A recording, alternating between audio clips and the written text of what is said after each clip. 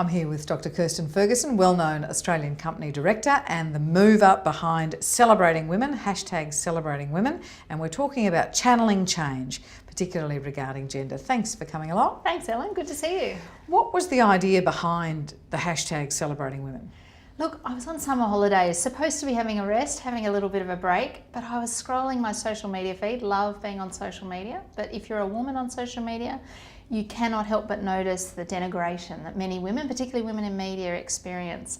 And Hillary Clinton had recently lost the election, the women's marches were going, and there was a thread of tweets around aimed at a particularly well-known Australian woman in media, and I just had enough, and I wanted to see more celebration and less denigration of women online. So I came up with this harebrained idea to see if I could create a story or a thread of tweets about a woman, and perhaps we could see a different side to them, just to see a bit more celebration than all of this negative, the negative vibe you can get when you're online. So I shared a tweet about my mother. Didn't tell anyone it was my mum, but introduced Irene to the world. And people were interested and shared her story, and she felt good and I felt good. And I made a public commitment then and there to see if I could celebrate 2 women every single day of 2017, women from all walks of life and from anywhere in the world. And by the very last day of the year, last year, I celebrated 757 women from 37 countries around the world.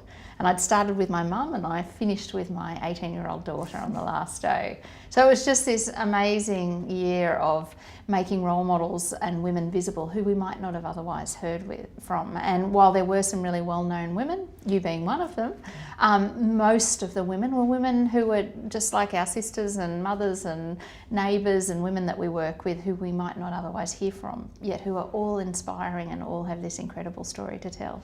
And why was that important? I mean, I'm sure people would have said to you in the course of the year, there are lots of inspiring little-known men in Australia and around the world. Why did you think it was important to find those women?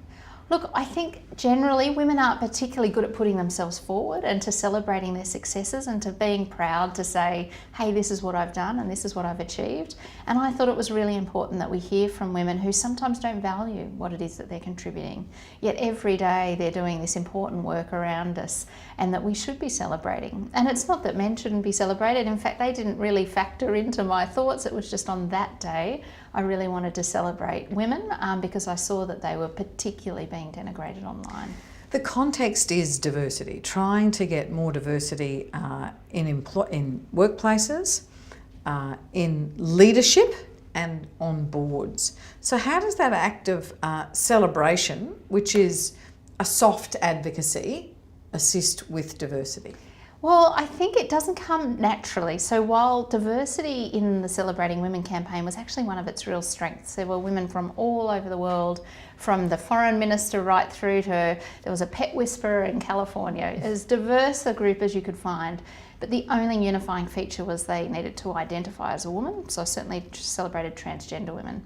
But to achieve that wasn't accidental. So I was very conscious in that when I was asking women to describe what it is they do, I made sure they didn't use a position title, and that became one of these, and I wasn't strategic at the beginning, it just sort of transpired that this is how it worked out. But because there was no position title, everyone felt they could be part of it. So if you're a CEO, you didn't get to say that. You had to say, pretend you're telling a 5-year-old what it is that you do. The other things that I did was use the women's words. I didn't curate the campaign, so I made sure I just celebrated them in the order that they came. So there were lots of conscious, tangible actions I took that led to this unconscious, intangible sense of inclusion. And what I learnt through Celebrating Women, and I think applies to organisations, is that inclusion has to be the strategy, and from that the diversity follows. So it's no good if we have a policy that says we want a diverse workforce, but yet when they arrive, they don't feel included, or they don't have a voice at the table, or they're not feeling part of the organisation. And so what leaders need to be doing is really focusing on inclusion first and foremost, and then obviously the strategies to ensure that diversity follows. And does that mean that when somebody who doesn't look like everybody else in a workplace arrives, everybody else has done the work of understanding what they need to do to be inclusive? Even the best diversity initiatives will fail if inclusion doesn't follow. So it doesn't matter that you say we've got targets that we want to have X percentage of diverse candidates in our organisation. If when they get there, they're not being utilised for the diverse strengths that they actually bring. There's classic examples where you might have a boardroom where the very first female board member comes on and all of the wishes are that yes, we're going to have this different perspective, but then when that different perspective is shared, it's not quite exactly what we were expecting. And in fact, the norm has been whatever it might have been previously. In those cases, you need a chairman working extra hard to make sure that those different voices are really included and that you're shaping those discussions in a way that makes sure everyone is heard. How do you deal with the situation? I had an example the other day where somebody said, do you think this workplace is dominant male or dominant female? I said, oh, absolutely, it's a dominant female workplace. And then the numbers were presented to me and it was half and half. So my perception was it was overwhelmingly women because it wasn't overwhelmingly men. And in fact, it was equal.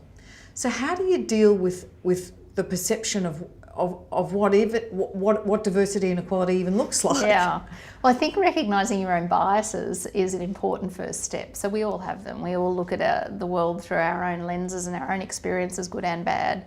And I think once people start to acknowledge that at least they might not be correct, so that they're looking at a workforce and thinking, yeah, that's male dominated or female dominated, the data is really important. But I think it's also knowing, and we see this today, that when you do look at the data, so for example, the number of women being appointed to boards is still at about 25%, I think, for ASX 200, but there's a perception from some that you need to be a woman to get on a board.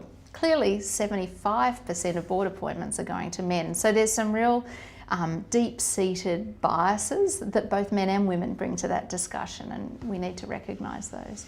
The last few decades have shown us, with more and more women in the workplace, that they won't just trickle up through into senior management or onto the board.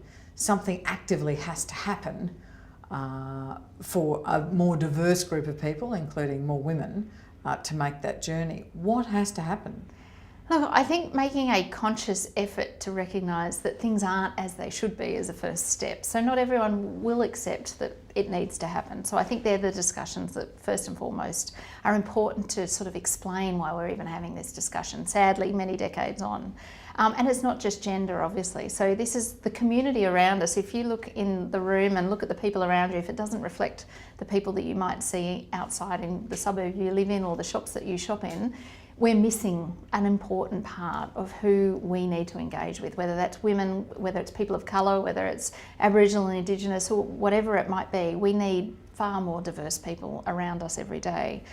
To get there, it requires effort, it requires resources, it requires personal commitments from senior leaders, it requires all of us to give up seats in some places. And I think this is where the rubber really hits the road, because we have boardrooms, and if we think about boards, some of those existing directors are going to need to make way for different looking directors if we're to achieve anything like a diverse boardroom. But the same applies in organisations or wherever it might be, where you see all male executive teams or all male middle management teams. At some point there needs to be a shift, and it's a recognition that perhaps it's time for me to make way for someone else to come through.